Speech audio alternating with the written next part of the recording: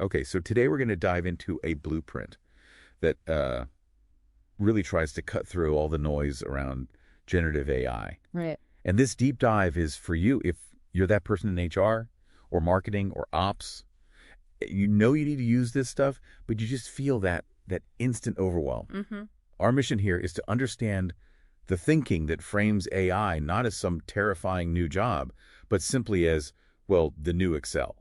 And that framing is so important because what the sources are arguing is that we're not just seeing a tech update. This is a structural transformation. It's identical to what happened in the 80s with spreadsheets. You mean like VisiCalc and Excel? Exactly. Back then, computation moved from the huge centralized mainframe to everyone's desktop. Now, Gen AI is moving cognitive power. Cognitive power. You mean things like drafting or synthesizing information? Yeah, drafting, analyzing, brainstorming, all that is moving from the domain of the specialist to, well, the generalist. And the timeline. I mean, the speed is where this whole analogy just gets critical. It's the whole crisis, really. Spreadsheets took, almost 2 decades to become truly ubiquitous. 2 decades, yeah. And ChatGPT. 2 months, 100 million users in 2 months. That's the thing. The window to upskill is just, it's incredibly narrow now. And that speed must be the root cause of the anxiety for that overwhelmed generalist you mentioned. Totally. It's a genuine fear of becoming irrelevant. It's acute imposter syndrome, that feeling of, I'm not technical enough for this. And then, of course, just decision paralysis from the sheer volume of tools. So how do you get past that resistance? I mean, is there an entry point that makes this feel less alien? Well, the sources propose this great psychological de-escalation framework. And the metaphor they use is just perfect. They call it the calculator for words. The calculator for words. Okay, break that down. Think about what a calculator did for a mathematician in 1980. It didn't make math obsolete, right? It just made arithmetic obsolete. The tedious part. The tedious part. So the mathematician could focus on higher order problems. Okay, hold on. That analogy is really powerful.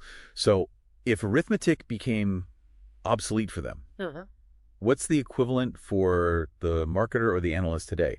What's their arithmetic? Drafting. Drafting. Creating the first, second, maybe even third version of something, that's now obsolete. Yeah. Your value completely shifts from generating the initial content to editing it, refining it, and having the core idea. Yeah. The machine does the rote work. That does lower the bar quite a bit. But there's still that technical barrier. You know, we all spent years mastering Excel's menus and formulas, the GUI. How do you convince someone they don't have to learn a new programming language? Because the interface itself has fundamentally changed. We've moved from that graphical user interface, the GUI, to a natural user interface, or NUI. Okay. With Excel, you had to learn the machine's rigid logic. Nested formulas, syntax, you had to speak its language. The key takeaway with Gen AI is that the prompt is the new formula. You're just using your own words. You're articulating intent. The barrier is now linguistic, not technical. That makes sense. But you still have that late adopter, the person who lives in their spreadsheets, who sees AI as suspicious. The strategy says to use Excel as a safe harbor. How does that help? It validates AI as a serious tool for work, not some consumer toy. And the best way to prove it is with a really high-impact example, like data cleaning. Oh, I've been there. Absolutely. You're talking about that nested, trim, substitute, proper formula nightmare, right? Exactly that. The one that's a mile long and breaks if you look at it wrong. And it's so rigid. One new edge case and the whole thing just falls apart. Exactly. So compare that struggle with the AI method. You just copy the messy data and type, clean this list, fix the capitalization, remove all the Mr. and Dr. prefixes, and make it a clean table. And it just understands. It understands the semantics. It's cognition over computation. And that really gets at the capability gap. It's not just about doing old tasks faster. What can AI do that Excel, just can't do without some crazy plugin? Analyzing unstructured data at scale. Excel is quantitative. It can count things. AI is qualitative. It can, for example, look at 1,000 raw customer reviews. Okay. And not just count keywords, but actually synthesize them to add a new sentiment column that flags emotion and intent. That's just inaccessible to a normal spreadsheet user.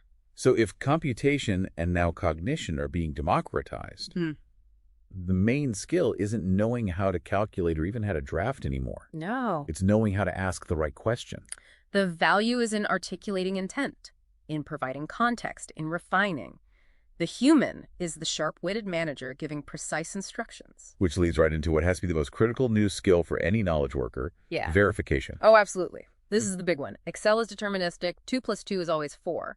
AI is probabilistic. It Hallucinates. hallucinates. Huh. So the source is stress, and this is crucial. You have to be trained to treat all AI output not as truth, but as a draft from a very fast, tireless, and occasionally error-prone intern. An intern who sometimes just makes things up.